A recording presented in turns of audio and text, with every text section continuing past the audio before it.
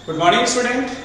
Last class में बेटा हमने ग्राफीय विधि से सदिशों का संयोजन सीखा था कि सदिशों का जोड़ कैसे करते हैं। उसमें ग्राफीय विधि में हमने 3 नियम पढ़े थे, त्रिभुज का नियम, समांतर चतुर्भुज का नियम और बहुभुज का नियम। ठीक है, तीनों नियम से हमने सदिशों का संयोजन सीख लिया था कि सदिश जोड़ कैसे किया जाता है। त्रिभुज नियम और समांतर चतुर्भुज के नियम से हम दो सदिशों का जोड़ कर सकते हैं। जैसे ए सदिश और बी सदिश थे, उनका परिणामी आर सदिश आपने लिखा था। तो त्रिभुज नियम से और समांतर चतुर्भुज से केवल दो सदिशों का योग कर सकते हैं अपन, परंतु बहुभुज के नियम से हम दो से ज्यादा सदिशों का योग कर सकते हैं। ठीक है ना, बहुभुज का जो नियम था उससे हम दो से ज्यादा सदिशों का योग कर सकते हैं। आज बेटा हम पढ़ेंगे गणितीय विधि से सदिशों का संयोजन। सदिशों का संयोजन गणितीय विधि से कैसे किया जाता है, ठीक है ना, वो चीज देखेंगे। तो हमारे पास वही दो सदिश होंगे, ए सदिश और बी सदिश, और इसमें हम समांतर चतुर्भुज का नियम काम में लेते हैं। इसमें कौन सा नियम काम में लेते हैं? समांतर चतुर्भुज का नियम। उस नियम में देखो हमने ऐसा देखा था कि हमारे पास दो सदिश राशियां या दो सदिश थे, ए सदिश व बी सदिश। मैंने ए सदिश को PQ से निर्देशित किया और दूसरा मैंने लिया था बी सदिश। दूसरा मैंने कौन सा सदिश लिया है? बी सदिश। वो समांतर चतुर्भुज की दो संगत भुजाओं को निर्देशित करते हैं। ये PQ, इसको आपने PS मान लिया, और इन दोनों के बीच का कोण मुझे पता है थीटा है। दोनों के बीच का कोण मुझे पता है, ज्ञात है, थीटा है। गणितीय विधि में थीटा आपको ज्ञात होगा। ए सदिश व बी सदिश का जो परिणामी सदिश होता है समांतर चतुर्भुज के नियम के अनुसार, वो समांतर चतुर्भुज का विकिरण होगा। ये वाला विकिरण होता है परिणामी सदिश आर सदिश। इसको हम आर सदिश से निर्देशित करूंगा जिसकी दिशा ये हो। अब मैं समांतर चतुर्भुज की बात कर लेता हूँ। ये आपका समांतर चतुर्भुज बन गया, ठीक है ना। आर सदिश इस दिशा में होगा, तो समांतर चतुर्भुज के नियम के अनुसार हमने सीखा था आर सदिश बराबर ए सदिश प्लस बी सदिश। नियम यही कह रहा था कि समांतर चतुर्भुज की दो संगत भुजाएं दो सदिशों को निर्देशित करें, उनके बीच का कोण थीटा हो, तो इन दोनों का परिणामी सदिश संगत भुजाओं से गुजरने वाले विकिरण के अनुदिश होगा, जिसे हम आर सदिश से निर्देशित करते हैं। अब आज मुझे ज्ञात करना है कि यह आर सदिश का परिमाण और इसकी दिशा क्या है। मुझे इसका परिमाण और दिशा ज्ञात करना है। मुझे आर सदिश का परिमाण ज्ञात करना है। पहले आर सदिश का परिमाण, परिमाण मतलब इसका मान कितना है, ठीक है ना, एग्जैक्ट मान कितना आएगा। ग्राफीय विधि से आर सदिश बराबर ए सदिश प्लस बी सदिश, वो नियम सीख लिया बस इतना सा। अब हम आर सदिश का परिमाण गणितीय विधि से ज्ञात करते हैं। कैसे करेंगे देखो, बहुत इजी है। तो सबसे पहले मैं क्या कर रहा हूं, इसको मैंने बोला P, इसको मैंने बोला Q, इसको S, इसको आप T मान लो। और अब PQ भुजा को थोड़ा सा आगे बढ़ाओ। PQ भुजा को आगे बढ़ाया सीधा, और T से इसके ऊपर लंब डाल दिया। ये लो साहब, ये कोण आपका 90 डिग्री होगा, और इसको आपने U से निर्देशित कर दिया। इस बिंदु को आपने U से निर्देशित कर दिया, ठीक है। इतना काम आपको करना है। यहां से लंब डालना है, 90 डिग्री का कोण बनेगा। इस बिंदु को U मान लिया। अब देखो ध्यान से, अगर ये कोण थीटा है तो क्या ये वाला कोण भी थीटा होगा? दोनों समांतर है, बीच में ये तिर्यक रेखा समझ लो, तो ये थीटा है तो ये भी क्या होगा? थीटा। अगर मैं आपसे पूछूं कि मैं इस त्रिभुज को काम में लूं, ये वाला त्रिभुज देखो ध्यान से, इस त्रिभुज को काम में लूं QUT, त्रिभुज Q, हाँ एक और चीज देखो उससे पहले, QUT से उससे पहले मैं आपसे पूछूं, समांतर चतुर्भुज के आमने सामने की भुजा बराबर होती है। अगर ये B सदिश है तो ये भी क्या होगा? B सदिश। अगर ये A सदिश है तो ये भी क्या होगा? A सदिश। मतलब B सदिश का परिमाण B, A सदिश का परिमाण A। अब ध्यान से देखो, इस त्रिभुज से ये आपका एक समकोण त्रिभुज है। ये कौन सा त्रिभुज है बेटा? समकोण त्रिभुज। 90 डिग्री के सामने वाली भुजा क्या होगी? कर्ण। थीटा के साथ वाली भुजा आधार, और ये क्या हो गया? लंब। मुझे लंब और आधार ज्ञात करना है B के रूप में, कर्ण के रूप में। या तो आप घटक वाला कांसेप्ट दिमाग में रखो, थीटा के साथ वाला घटक कॉस, ऑपोजिट वाला साइन, ये सिंपल आप निकाल लो। त्रिभुज QUT से मैं आपसे पूछूं, बताओ साइन थीटा का सूत्र क्या होगा? तो आप लिखोगे साइन थीटा बराबर लंब बटा कर्ण होता है सर। साइन थीटा बराबर सूत्र क्या होता है? लंब बटा कर्ण। साइन थीटा बराबर, इस त्रिभुज में आपको पता चल गया लंब क्या है? TU। थीटा के सामने वाली भुजा हमेशा लंब होती है, वो आपकी है TU। कर्ण क्या है बेटा आपका? कर्ण आपका हो गया QT, और जिसकी वैल्यू मुझे पता है B सदिश का परिमाण। QT की जगह मैं क्या लिख सकता हूं? B। देन TU कितना हो गया बेटा? B sin theta. TU कितना हो गया? B sin theta. समीकरण संख्या 1। इसी प्रकार इसी त्रिभुज में मैं cos थीटा की बात करूं, cos थीटा बराबर सूत्र क्या होगा? आधार बटा कर्ण। आधार बटा कर्ण, आपको पता है आधार क्या है? QU। cos थीटा बराबर आधार आपका है QU, और कर्ण आपका वही है QT। करण आपका क्या है QT, जिसका मान कितना है B। देन QU का मान कितना आ गया बेटा B cos थीटा। देखो वो कॉन्सेप्ट जो हमने घटक सीखा था क्लास में, एक क्लास में हमने घटक की बात करी थी ना कि जब हमें किसी सदिश राशि के घटक लिखने हो तो इसके दो घटक है, एक ये और एक ये, यही है, दोनों एक दूसरे के लंबवत होंगे, दोनों एक दूसरे क्या होंगे लंबवत। हमने कैलकुलेट कर लिया बेटा, बहुत इजी, ठीक है, ध्यान से देखो। अब मैं एक काम करूंगा, मेरे पास एक त्रिभुज है PUT या PTU, त्रिभुज PTU से अगर मैं इसमें पाइथागोरस लगाऊं, कौन सा पाइथागोरस लगाऊं, तो सूत्र क्या बनेगा, कर्ण स्क्वायर बराबर आधार स्क्वायर प्लस लंब स्क्वायर। कर्ण आपका हो गया PT, मतलब PT का होल स्क्वायर बराबर आधार आपका हो गया PU का होल स्क्वायर प्लस लंब आपका हो गया TU का होल स्क्वायर। कर्ण स्क्वायर बराबर आधार स्क्वायर प्लस लंब स्क्वायर। देखो कर्ण PT का मान मुझे पता है, आर सदिश का परिमाण, PT का जो मान है वो क्या है, आर सदिश का परिमाण, तो मैं इसको लिखूंगा आर स्क्वायर बराबर PU मुझे डायरेक्ट नहीं पता, बट मुझे PQ पता है, ए सदिश का परिमाण, और QU पता है B cos थीटा, तो मैं PQ को क्या लिखूंगा, PQ प्लस QU का होल स्क्वायर प्लस TU का होल स्क्वायर। TU का मान भी मैंने ज्ञात कर लिया, ये रहा B sin थीटा। अब मान रख लो आर स्क्वायर बराबर PQ की जगह लिखा मैंने ए सदिश का परिमाण A होगा, प्लस QU की जगह क्या लिखूंगा B cos theta, A plus B cos theta का होल स्क्वायर, प्लस TU की जगह क्या लिखूंगा B sin थीटा का whole square.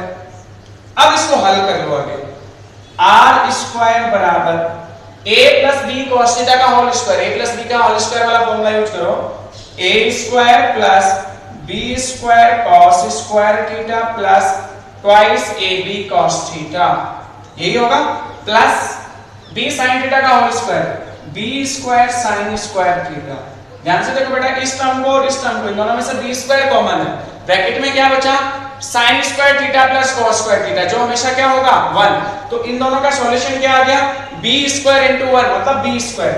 Then R square की वैल्यू आपके पास आ गई A square plus B square plus twice AB cos theta.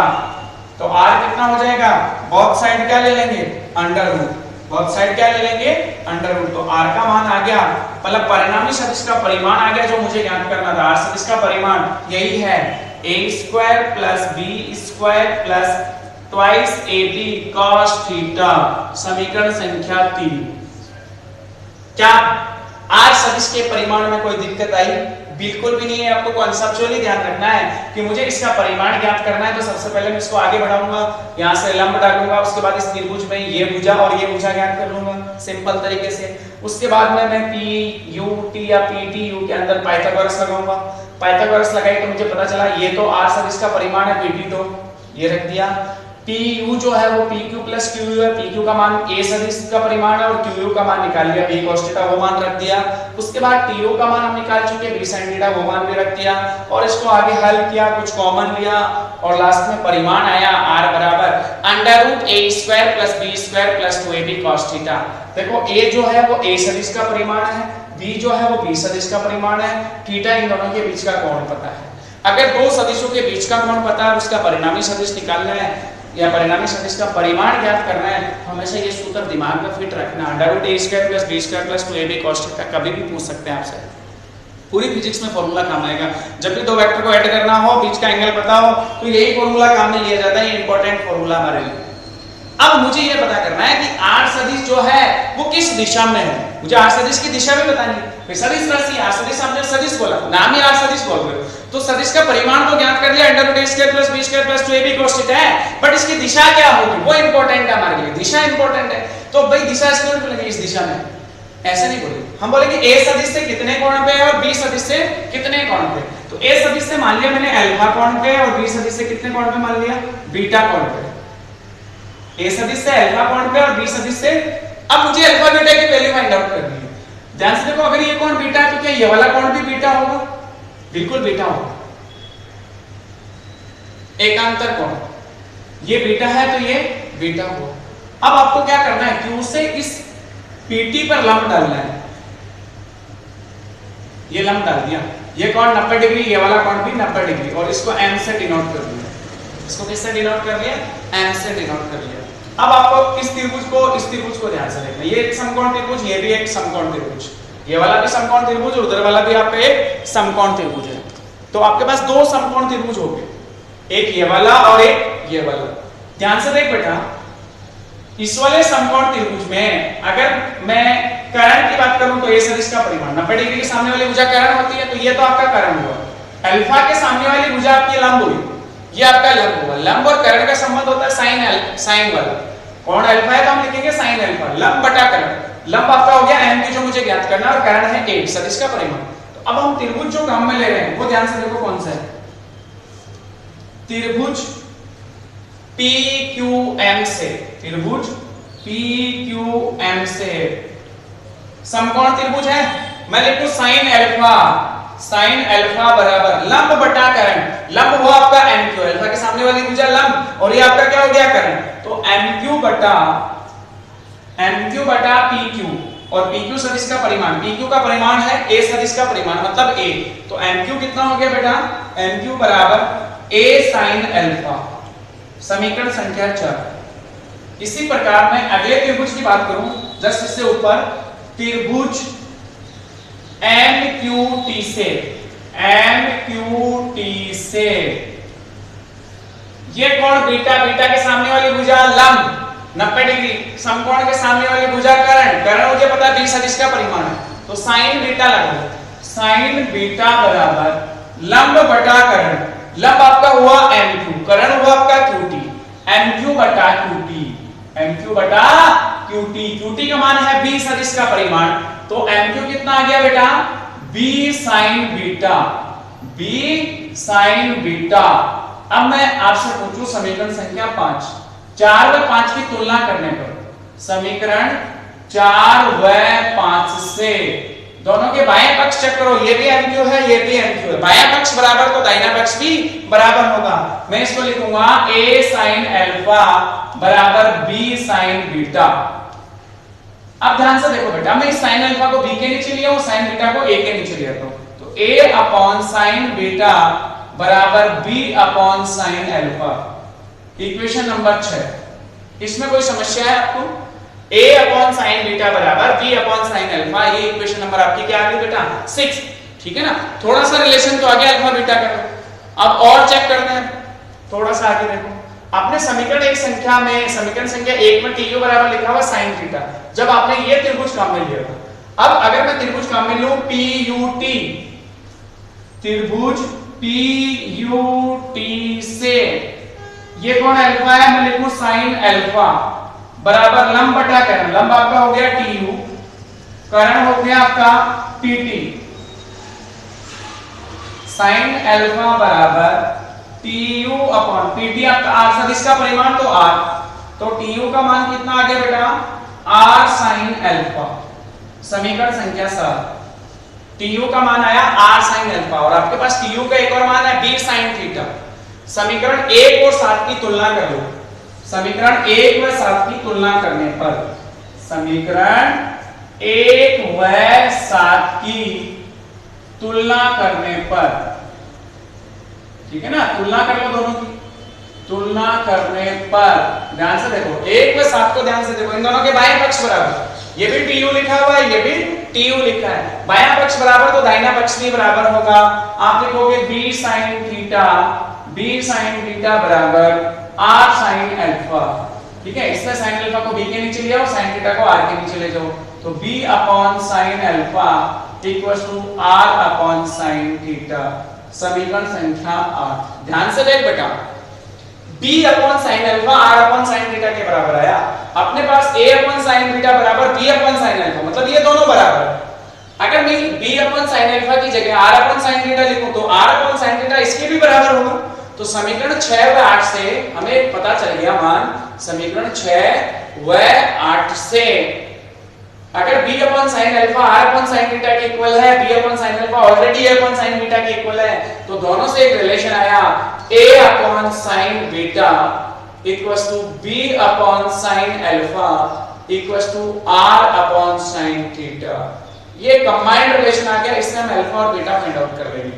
देखो बेटा, अगर आपको अल्फा फाइंड आउट करना है तो आप इन दोनों को इक्वल पुट कर लो। आप इन दोनों को क्या पुट कर लो? इक्वल। बी सदिश का परिमाण है, बी आपको पता है।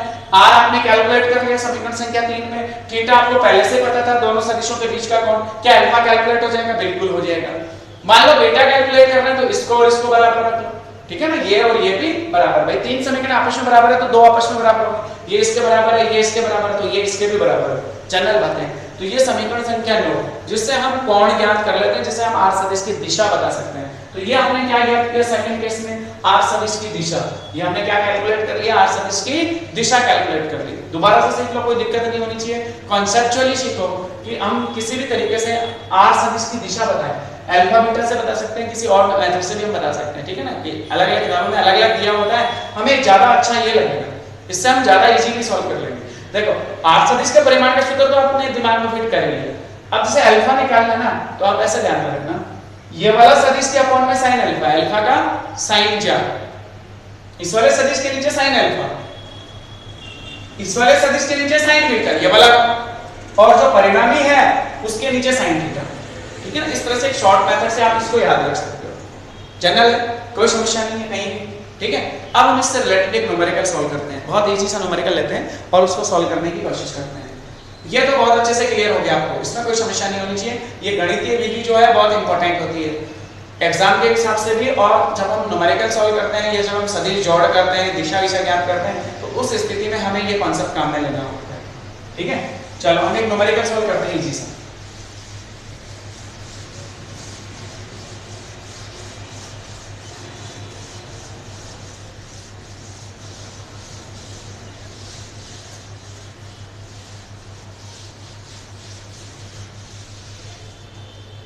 मेरे पास एक वस्तु है, ब्लॉक है, मान लो ये ब्लॉक था जिसका कुछ द्रव्यमान था। इस ब्लॉक में मान लो 3 न्यूटन बल इस दिशा में लग रहा है, F1 बल का परिमाण कितना है? 3 न्यूटन, दिशा x एक्सिस। दूसरा मान लो 5 न्यूटन इस दिशा में लग रहा है, F2 बल कितना लग रहा है? 5 न्यूटन y एक्सिस में। बीच का कोण कितना हो गया? 90 डिग्री। बीच का कोण कितना हुआ? 90 डिग्री। आपसे पूछा जाए इस ब्लॉक पर परिणामी बल कितना लग रहा है, ठीक है ना। हम देखो इसको बल से संबंधित करते हैं। बल सदिश राशि होती है। बल कैसी राशि होती है बेटा? सदिश राशि। आपने एक सिंपल ब्लॉक की बात करी जिसपे दो दिशाओं में दो फोर्स लग रहे थे, x एक्स में 3 न्यूटन, y 5 न्यूटन। आपसे क्वेश्चन में ये पूछ लिया गया कि बताओ इस पर परिणामी बल कितना लग रहा है। ब्लॉक पर परिणामी बल ज्ञात करना है, इस ब्लॉक पे परिणामी बल ज्ञात करना है। कौन सी दिशा में होगा? दो सदिशों का जोड़, संयोजन, गणितीय विधि। 3 न्यूटन इधर, 5 न्यूटन इधर, तो परिणामी बल इस दिशा में होगा कहीं। मान लो वो F सदिश है, F1 से अल्फा कोण पे है, इससे बीटा कोण पे। अल्फा बीटा भी ज्ञात करेंगे, परिणामी सदिश की दिशा और परिमाण दोनों ज्ञात करेंगे। अब मैं आपसे पूछूं F सदिश का परिमाण बोलो, तो आप लिखोगे F सदिश का परिमाण बराबर अंडर रूट ऑफ, जैसे आप सूत्र लिखते थे ना a square plus b square, तो आपके पास a की जगह तो F1 है और b की जगह F2 है। सूत्र क्या लिखोगे? F1 square plus F2 square plus twice F1 F2 cos theta, theta की जगह 90 degree, cos 90 degree. F1 F2 के मान रख लो, F सदिश का परिमाण आ गया। F सदिश का परिमाण बराबर अंडर रूट ऑफ F1 का परिमाण कितना है बेटा? 3 न्यूटन, मतलब 3 का स्क्वायर, प्लस F2 का परिमाण कितना है बेटा? 5 का square, plus twice into 3 into 5 cos 90 0 होता है। cos 90 की वैल्यू कितनी होती है? 0। तो ये वाला मान तो 0 हो गया बेटा। 3 का स्क्वायर कितना हुआ? 9, 5 का स्क्वायर 25, वर्गमूल ले लो, 25 9 34, रूट 34 न्यूटन, ठीक है ना। ऐसे भी लिख सकते हो, ये पूरा सॉल्व कर सकते हो। अंडर रूट 34 न्यूटन, ये मान कितना आया? अंडर रूट 34 न्यूटन, 5 पॉइंट समथिंग आएगा, ठीक है ना। 36 का 6 होता है तो ये 5 पॉइंट समथिंग आएगा, 9 के आसपास। तो रूट 34 न्यूटन परिणामी बल आया इस दिशा में। अब ऐसे थोड़ी लिखेंगे इस दिशा में, ऐसे थोड़ी लिख देंगे कि दिशा इस होगी, ऐसा नहीं लिखेंगे। F1 से कितने कोण पे और F2 से कितने कोण पे। तो आपको वो जो अभी आपने एक संबंध लिखा था कोण वाला, दिशा वाला, वो ध्यान में रखना है कि हमारा रिलेशन ऐसा कुछ था, a upon sin alpha equals to b upon sin beta बराबर r upon sin theta, r upon sin theta. अगर मैं इसकी तुलना करूं इस कॉन्सेप्ट से, तो a देखो x वाला आपने a माना था तो F1, a की जगह आपका क्या है? F1, b की जगह क्या है? F2, ठीक है ना। समझाने के लिए लिख रहा हूं, हमेशा ऐसा नहीं लिखना है। और मैं बोलूं r क्या है? F, थीटा क्या है? 90 डिग्री। अब मान लो अल्फा कैलकुलेट करना है, तो a upon sine alpha, sorry उल्टा लिख दिया, b अपॉन साइन अल्फा था a अपॉन साइन बीटा। मान लो अल्फा सॉल्व करना है तो इन दोनों को इक्वल रखो, b अपॉन साइन अल्फा बराबर r अपॉन साइन बीटा। अगर मैं इन दोनों से चेक करूं तो b की जगह क्या है आपका f2 upon sine alpha, alpha तो आपको सॉल्व करना है, r क्या है बेटा आपका f साइन थीटा का वैल्यू कितनी है 90 डिग्री, वैल्यू पुट कर लो, f2 का मान कितना है 5 न्यूटन, 5 अपॉन साइन अल्फा बराबर f कितना आ गया अंडर रूट 34 बटा साइन अल्फा का मान 1 हो गया बेटा, साइन अल्फा का मान कितना हो गया 1। तो अब आगे देखो ध्यान से बेटा, मुझे तो अल्फा चाहिए ना, क्रॉस मल्टीप्लाई कर लो, साइन अल्फा का मान आ गया आपके पास 5 अपॉन रूट 34। देखो अल्फा जो है ये जो मान आया साइन अल्फा वो 1 से छोटा हुआ रूट 34 36 5 पॉइंट समथिंग या 6 मान लो तो 5/6 1 से छोटा ही आएगा। साइन का जो मान है ना, साइन कॉस के मान -1 से +1 के बीच वेरी करते हैं, थोड़ा सा ध्यान में रखना। अल्फा कितना लिख लोगे आप, साइन को इधर लाओगे तो साइन इनवर्स, प्रतिलोम फलन पढ़ोगे आप गणित में, 5 अपॉन अंडर रूट 34 ऐसे लिखना आपको, यही आंसर है। इसको हल नहीं करना होता है एग्जाम में, आपको इसको हल करने की जरूरत नहीं है, आप ऐसे लिखोगे, हल गणित में किया जाता है, फिजिक्स में हम सारे यही लिखेंगे, आंसर ऐसा ही लिखेंगे। अब मुझे जैसे बीटा सॉल्व करना है तो मैं इसको इसके बराबर पुट करूंगा, मैं लिखूंगा a अपॉन साइन बीटा बराबर r अपॉन साइन थीटा। ध्यान से देख बेटा, a आपका f1 है, f1 का मान कितना है, f1 का मान 3 न्यूटन है, 3 अपॉन साइन बीटा बराबर r आपका f के बराबर अंडर रूट 34 साइन 90 है, साइन 90 का मान 1 हो गया, तो वही आप साइन बीटा सॉल्व करोगे तो साइन बीटा की वैल्यू आ गई 3 अपॉन रूट 34, तो बीटा की वैल्यू कितनी आ गई sine inverse 3 upon under root 34, ये आपका फाइनल आंसर है। इससे आपने बीटा ज्ञात कर लिया। तो इस तरह से हम फिजिक्स में इसको काम में लेते हैं, सदिशों के संयोजन को, गणितीय विधि का, जिससे हम परिमाण भी ज्ञात कर सकते हैं, और दिशा में ऐसे बताएंगे हम दिशा इस कॉन्सेप्ट से बताएंगे।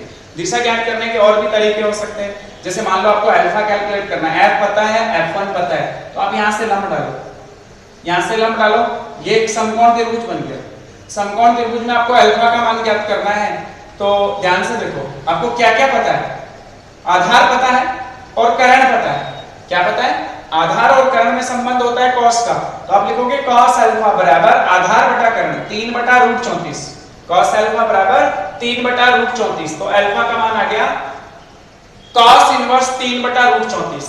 सॉल्व करो, इस मान के बराबर ही आएगा, सॉल्व करोगे तो उस मान के बराबर ही आएगा। ऐसे हम बीटा ज्ञात कर सकते हैं, ठीक है, या थीटा में से 90 में से अल्फा माइनस करोगे तो बीटा बच जाएगा। किसी भी विधि से आप ज्ञात कर सकते हो, ऐसा जरूरी नहीं है कि हमेशा यही कॉन्सेप्ट दिमाग में ले, ठीक है। तो ऐसे हम इसमें काम में ले लेते हैं, ठीक है। बाकी हम नेक्स्ट क्लास में करेंगे बेटा, थैंक यू।